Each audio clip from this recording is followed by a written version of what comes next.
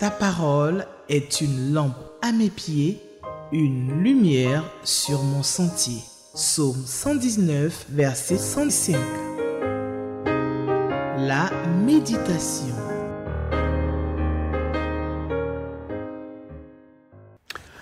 Nous sommes vendredi 31 octobre 2025. Voilà, c'est le dernier jour de ce long mois d'octobre. Voilà. Alors, avant-hier, 29 octobre, c'était mon anniversaire de naissance. Je voudrais remercier tous ceux qui m'ont exprimé leur proximité. Merci pour les prières, les messages, les appels, les cadeaux que vous m'avez apportés. Que Dieu vous bénisse. Voilà. Je suis du 29 octobre et avant-hier, c'était mon anniversaire. Et le meilleur cadeau de ma vie, le meilleur cadeau, le cadeau que j'aime, c'est la parole de Dieu, la parole de Dieu. Vous savez tous que j'aime la parole de Dieu. Et c'est cette parole que nous allons méditer avec la Ligue pour la lecture de la Bible, bien sûr en partenariat avec Espérance TV. Pour la méditation de ce jour, le lecteur de la Bible, qui est le manuel de la Ligue pour la lecture de la Bible, nous propose donc comme passage biblique Hébreux, chapitre 8, du verset 1 jusqu'au verset 13. Hébreux, chapitre 8, du verset 1 jusqu'au verset 13. Voici notre passage de méditation. Seigneur, je te bénis et je te loue. Il y a 2 jours, tu ajoutais une année encore à ma vie. Tu me prêtais encore des années encore à venir. Je veux te dire merci. Je veux te louer. Je veux glorifier ton nom. Je veux célébrer ton nom. Tu sais combien de fois je suis joyeux en ta présence. Quand je suis en train de méditer ta parole. Seigneur, merci pour nos téléspectateurs. Et merci pour tous ceux qui nous suivent en ce moment via d'autres canaux. Seigneur, tu es grand. Seigneur, tu es puissant. Tu es digne de louange. Je ne sais rien. Je ne comprends rien. Je suis nul. J'ai besoin de toi. J'ai besoin de ton esprit. Seigneur, pour mener à bien cette méditation, pour la bonne interprétation. Oh Dieu, me voici devant toi. Que ton nom soit béni. Que ton nom soit glorifié. Que ton nom soit magnifié. Merci. Au nom de Jésus-Christ. Amen. Voilà, je vais lire donc la parole de Dieu dans la version Louis II 1910.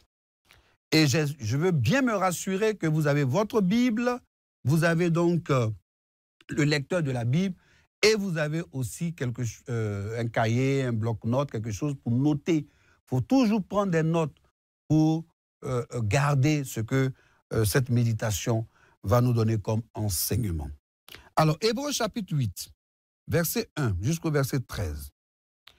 Le point capital de ce qui vient d'être dit, c'est que nous avons un tel souverain sacrificateur qui s'est assis à la droite du trône de la majesté divine dans les cieux, comme ministre du sanctuaire et du véritable tabernacle, qui a été dressé par le Seigneur et non par un homme. Tout souverain sacrificateur est établi pour présenter des offrandes et des sacrifices, d'où il est nécessaire que celui-ci ait aussi quelque chose à présenter. S'il était sur la terre, il ne serait pas même sacrificateur, puisque là sont ceux qui présentent les offrandes selon la loi, lesquels célèbrent un culte, image et ombre des choses célestes. Selon que Moïse en fut divinement averti lorsqu'il allait construire le tabernacle. Aie soin, lui fut-il dit, de faire tout d'après le modèle qui t'a été montré sur la montagne. Mais maintenant, il a obtenu un ministère d'autant supérieur qu'il est le médiateur d'une alliance plus excellente qui a été établie sur de meilleures promesses. En effet, si la première alliance avait été sans défaut, il n'aurait pas été question de la remplacer par une seconde.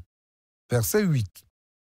Car c'est avec l'expression d'un blâme que le Seigneur dit à Israël, « Voici, les jours viennent, dit le Seigneur, où je ferai avec la maison d'Israël et la maison de Juda une nouvelle alliance, non comme l'alliance que je traitais avec leur père, le jour où je les saisis par la main pour les faire sortir du pays d'Égypte, car ils n'ont pas persévéré dans mon alliance.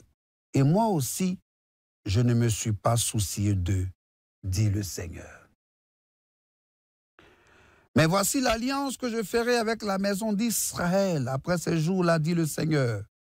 Je mettrai mes lois dans leur esprit, je les écrirai dans leur cœur, et je serai leur Dieu, et ils seront mon peuple. Alléluia. Verset 11. Aucun n'enseignera plus son concitoyen, ni aucun son frère en disant, connais le Seigneur, car tous me connaîtront, depuis le plus petit jusqu'au plus grand d'entre eux, parce que je pardonnerai leur iniquité et que je ne me souviendrai plus de leurs péchés. Verset 13, enfin, en disant, une alliance nouvelle, il a déclaré la première ancienne. Or, ce qui est ancien, ce qui a vieilli, est prêt de disparaître. Alléluia. Ah, la parole de Dieu, j'aime la parole de Dieu. Alors, je peux donner comme titre le ministère de Christ. Hébreux chapitre 8, du verset 1 jusqu'au verset 13, établit Jésus comme le souverain sacrificateur céleste d'une nouvelle alliance. Cette alliance supérieure à l'alliance ancienne des Lévites, qu'on appelle l'alliance lévitique, en introduisant une loi divine, écrite dans le cœur par le Saint-Esprit, ce qui assure un pardon complet des péchés et une connaissance intime de Dieu pour son peuple, et non pas par des sacrifices matériels. Voici le décor planté. Alors nous allons procéder par découpage. Premier découpage que je vous propose, c'est du verset 1 jusqu'au verset 4. Voilà, verset 1 jusqu'au verset 4. Et j'ai sous-titré Jésus, souverain sacrificateur dans le ciel. Mais le passage commence par affirmer que Jésus est le souverain dont l'humanité a besoin. Si vous prenez des notes, il faut bien souligner ça. Jésus est le souverain dont l'humanité a besoin, et c'est lui, Jésus, qui siège à la droite de Dieu dans le ciel. Ce sont des vérités importantes. Mais contrairement aux sacrificateurs terrestres qui officiaient dans le tabernacle terrestre, puisqu'ils sont terrestres, ils ne peuvent qu'officier dans des tabernacles terrestres, Jésus, à la différence, est le ministre du sanctuaire céleste. Alléluia! Ah, notre nouvelle patrie, c'est le royaume des cieux. Jésus est le ministre du sanctuaire céleste. Et nous pouvons voir cela. Si vous prenez des notes, notez Jérémie 33, verset 21. Notez Exode 15, verset 17. J'espère que je ne vais pas trop vite. Jérémie donc 33, verset 21. Exode 15, verset 17. Exode 25, verset 8. Je ne vais pas trop vite. Voilà. Exode 26, du verset 23 jusqu'au verset 24. Et puis 1 Chronique 22, verset 17. Alors, le véritable tabernacle, il s'agit de la résidence céleste de Dieu. Alléluia. Jésus a offert un sacrifice unique et parfait avec son propre sang. Son propre sang. Antérieurement, on utilisait le sang des animaux pour purifier, pour la purification. Là, Jésus a offert un sacrifice unique et parfait. Donc, unique et parfait avec son propre sang pour expier. Koudou, ça veut dire quoi encore, expier? Mais ce n'est pas compliqué. Hein, maman, ça veut dire simplement pour réparer, pour pardonner. Donc, Jésus a expié nos péchés. Il a rendu possible la réconciliation entre Dieu et nous. Donc, Jésus a donné une conscience tranquille et une perfection éternelle aux chrétiennes, aux chrétiens que nous sommes. Jésus est présenté comme un souverain sacrificateur supérieur à ceux de l'ancienne alliance. L'ancienne alliance, on avait physiquement donc Aaron, et puis on avait les Lévites. Eux, ils étaient liés à la loi de Moïse, à la loi mosaïque, donc à la loi de Moïse. Donc le service de Jésus n'est pas effectué sur la terre, mais dans le lieu saint, dans le lieu céleste. Le service de Jésus, c'est dans le lieu céleste. Donc, ce qui rend ce ministère-là plus important, mais c'est normal, hein, entre le terrestre et le céleste, mais regardez, hein, c'est ce qui rend ce ministère plus important que celui des sacrificateurs terrestres.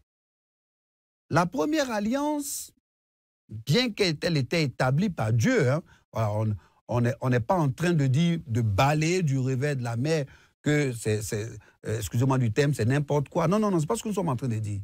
Elle a existé, c'était établi par Dieu, mais elle n'était pas parfaite. Voilà, c'est ça qu'il faut retenir.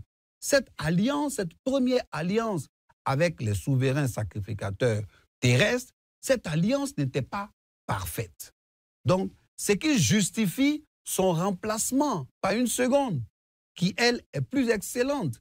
On le voit, hein, simplement, nous qui aimons le sport, quand on fait un remplacement dans un match de football, je ne vais pas nommer des joueurs, mais quand on enlève un joueur et qu'on met un autre joueur, c'est parce que ce joueur, on voit que ça ne tourne pas trop rond, il y a des petites carences. C'est en ce moment qu'on enlève ce joueur et puis on dit, toi, vas-y.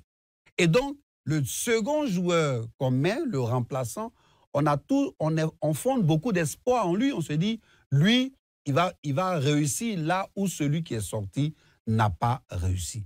Donc, la première alliance n'était pas parfaite. La seconde alliance, donc de Jésus, est une alliance parfaite. La première alliance était aussi symbolisée par des sacrifices offerts selon l'ancienne alliance. Mais ces sacrifices ne pouvaient pas effacer les péchés d'une manière complète et définitive. Je ne sais pas si je me fais bien comprendre. Voilà, là on est dans la parole, là on est dans les explications de la parole. Voilà. Donc, les sacrifices offerts par l'ancienne alliance ne pouvaient pas effacer les péchés d'une manière complète et définitive. Jésus est l'accomplissement parfait, définitif de tout ce qui avait été annoncé dans l'Ancien Testament. Alléluia! Mon Jésus, mon Jésus, mon Jésus. Le deuxième découpage, donc, c'est du verset 6 jusqu'au verset 13. Et j'ai sous-titré ce deuxième découpage « L'excellence de la nouvelle alliance ».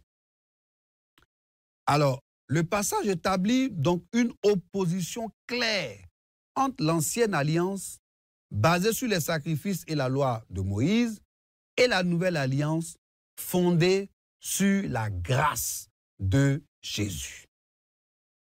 La nouvelle alliance, plus excellente, est comparée à un contrat. Si vous prenez des notes, mettez contrat entre griffes.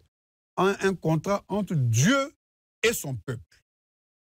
Donc, les commandements divins sont inscrits dans les cœurs et non sur des tablettes de pierre. L'ancienne alliance, les commandements étaient inscrits sur des tablettes de pierre. La nouvelle alliance, les commandements sont inscrits dans nos cœurs, dans mon cœur, dans votre cœur. Alléluia. Dans ton cœur, chers téléspectateurs. La nouvelle alliance, c'est écrit dans ton cœur. Cette alliance garantit le pardon des péchés et une connaissance personnelle, une connaissance intime de Dieu qui habite en nous, qui habite en vous, qui habite en moi.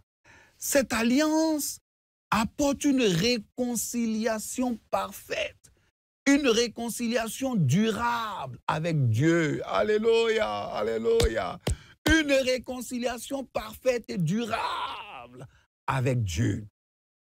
Donc, au lieu d'avoir des intermédiaires, comme ce fut le cas dans l'Ancienne Alliance, nous les chrétiens, nous les chrétiennes, sous la Nouvelle Alliance, nous avons un accès, accès direct avec Dieu. J'ai un accès direct à Dieu par le Saint-Esprit, par la parole de Dieu. La Bible, qui est sa parole. Ça m'amène à ouvrir une parenthèse sur quelques devanciers, quelques pasteurs, quelques serviteurs de Dieu, quelques responsables, sur la question d'intermédiaire. N'infantilisons pas les chrétiens. Ne faisons pas de telle sorte qu'ils soient forcément dépendants de nous. Le frère a mal à la tête, il ne peut pas lui-même s'asseoir pour prier. Il faut qu'il appelle l'homme de Dieu. Papa, il a mal à la tête. Hein? Toi, tu as mal à la tête, tu as un accès direct avec le Seigneur. Tu ne peux pas prier au nom de Jésus pour qu'il te rétablisse. Tu as appelé maman, papa. Non. Lisons un verset. Lisons Romains chapitre 8. Alors, Romains chapitre 8, verset 11, nous dit, « Et si l'esprit de celui qui a ressuscité Jésus d'entre les morts habite en toi, habite en vous, celui qui a ressuscité Jésus d'entre les morts rendra aussi la vie à vos corps. » Ça veut dire, retenons la partie A du verset. L'esprit qui a ressuscité Jésus. Chers frères, chères sœurs, tu as une puissance entre tes mains. C'est-à-dire, le sang de Jésus, là, est une puissance entre tes mains. Donc, je ne suis pas aussi en train de dire, on ne consulte plus, on ne va plus vers l'homme de Dieu. Non. Ce sont des oints de l'Éternel. Dieu a mis un dépôt sur leur vie. Oui, on va vers eux, on va vers les responsables que nous sommes, on va vers. Mais je dis et je répète, que l'esprit qui a ressuscité Jésus est le même esprit qui habite en toi. Ça veut dire que toi aussi, tu peux prendre autorité sur les démons. Tu prends autorité sur ta vie qui stagne. Tu prends autorité sur les choses de ta maison. Tu prends autorité sur ton foyer. Tu prends autorité. Parce que l'esprit qui a ressuscité Jésus est le même esprit qui habite en toi. Je ferme donc cette grosse parenthèse. Alors, comme enseignement majeur que nous pouvons retenir de ce passage, c'est que Jésus, de par sa nouvelle alliance, la nouvelle alliance est supérieure à l'ancienne alliance, établie par Christ sur l'ancienne alliance. Cette nouvelle alliance offre le pardon des péchés, la transformation des cœurs par la parole de Dieu. La transformation des cœurs par la parole de Dieu. Et puis donc, si nous évoluons, nous allons voir donc la transformation des cœurs par la parole de Dieu. Une connaissance intime de Dieu. Une alliance qui offre des meilleures promesses aux chrétiens et aux chrétiennes. Je voudrais que nous puissions lire le verset 13. En disant une alliance nouvelle, il a déclaré la première alliance. Or, ce qui est ancien, ce qui a vieilli, est près de disparaître. On peut noter que peu de temps après la rédaction donc, de l'épître, le temple de Jérusalem fut détruit et le culte lévitique prit fin. Donc, quand il a pris fin, c'est tout le système sur lequel les Hébreux appuyaient leurs croyances, c'était plus solide. Il avait vieilli, il était près de disparaître. Cependant, la nouvelle alliance apporte une bénédiction éternelle, alléluia. 2, une rédemption éternelle. 3, une garantie de goûter à la gloire éternelle. Alléluia. Ah, je ne sais pas si vous partagez la joie que je partage en ce moment, que je vis. La gloire éternelle. Alors, le lecteur nous pose 2 questions. Question numéro 7 et question numéro 2. Pardon, numéro 2 et numéro 7. Question numéro 2. Est-ce que ce passage m'apprend quelque chose sur Dieu le Père, Dieu le Fils ou Dieu le Saint-Esprit? Oui, ce passage m'apprend quelque chose sur Dieu le Fils, souverain sacrificateur, maître de la nouvelle alliance, qui est venu pour remplacer l'ancienne alliance. Jésus est de cette nouvelle alliance. Question numéro 7. Quelle vérité Dieu me révèle-t-il? Alors moi, j'ai pu noter que Dieu me révèle qu'en dehors de Jésus, il n'y a pas de salut. Bon, ça, ce n'est pas un débat. Heureusement, ce n'est pas moi qui le dis, c'est la Bible, la parole de Dieu. La Bible qui le dit, la parole de Dieu. Elle dit, en dehors de Jésus, il n'y a pas de salut. Seigneur, merci de me le faire savoir encore aujourd'hui. Alors donc, nous passons maintenant au stade de la lecture du commentaire. Et pour ce vendredi 31 octobre, le commentaire est rédigé par notre sœur Chimène Diane Fouté du Cameroun. Alors, que dit notre sœur? À l'époque de Moïse, c'est Aaron qui officiait comme sacrificateur. Christ est supérieur car il officie dans un meilleur sanctuaire, dans une meilleure alliance. Aucun autre grand sacrificateur ne s'est jamais assis à la droite de Dieu avec la certitude d'avoir achevé son œuvre, si ce n'est Jésus-Christ. Alléluia. Le tabernacle terrestre qui a été fait selon le modèle donné à Moïse sur le mont Sinaï était simplement l'image d'une réalité spirituelle céleste infiniment supérieure. L'une des fonctions principales du souverain sacrificateur consistait à présenter des offrandes et des sacrifices à Dieu. Fondé sur de meilleures promesses, Jésus-Christ a offert un sacrifice unique et parfait, l'offrande de sa personne. Il n'est plus question d'offrir un sacrifice d'animaux aujourd'hui. Dans certaines traditions africaines, on observe encore ces pratiques. Ne t'y associe pas. Dieu reconnut que l'ancienne alliance n'était pas efficace. Avec le prophète Jérémie, Dieu avait promis une nouvelle alliance. Celle-ci ne régit plus le comportement extérieur des êtres humains, mais transformera leur vie en opérant de grands changements dans l'esprit et dans le cœur. L'ancien système sacerdotal est dépassé.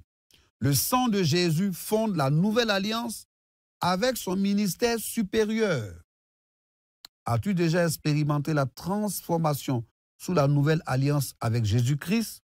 Dans quel aspect de ta vie souhaites-tu encore expérimenter un changement visible? Alors notre sœur nous amène en Luc 22, verset 20. Cette coupe est la nouvelle alliance en mon sang qui est répandu. Alléluia. Seigneur, je te loue et je te bénis, je te dis toute ma reconnaissance. Mon cœur est heureux, Seigneur, pour ta parole que nous sommes en train de méditer. Merci. Beaucoup de vérités, beaucoup d'enseignements sont sortis de cette méditation. Seigneur, donne-nous de les mettre en pratique. Donne-nous de fonctionner avec ces vérités, de vivre avec ces vérités, de les mettre dans notre cœur, sur la tablette de notre cœur, pour fonctionner et vivre avec. Que ton nom soit béni au nom de Jésus-Christ. Amen. Voilà, si vous nous prenez en marche, vous suivez la méditation avec la Ligue pour la lecture de la Bible et Espérance TV. Nous méditons Hébreux chapitre 8 du verset 1 jusqu'au verset 13. En guise de conclusion, j'aimerais dire que Espérance TV pour le salut du monde. Voilà, c'est ici que nous nous arrêtons pour la méditation de ce jour. Toute l'équipe de production a pris plaisir à préparer cette émission de méditation. Je vais saluer au passage mon réalisateur Esmel Aristide, saluer Kwame, voilà, qui est au son, saluer le maquillage, saluer ma sœur Dioro, Eunice. Voilà, moi je suis Koudou Laurent, votre serviteur. Et je voudrais aussi apporter ma compassion et dire toutes mes condoléances donc au révérend Pan René de l'église de Réveil International qui a perdu son épouse. Révérend, que le Seigneur vous soutienne. Si en Côte d'Ivoire on dit Yakou, toutes nos condoléances pour cette perte cruelle de votre épouse. Nous disons en même temps condoléances à tout le corps de Christ, à tous nos frères de l'église donc de Réveil International. Voilà, demain c'est le 1er novembre et il nous reste 61 jours pour terminer cette année 2025. Jésus revient. Attachons-nous à la parole de Dieu. Vivons une vie de sanctification. Amos, chapitre 4, verset 12 dit « Prépare-toi à la rencontre de ton Dieu. » À demain pour notre méditation. Shalom. Ta parole est une lampe à mes pieds, une lumière sur mon sentier. Psaume 119, verset 105. La méditation.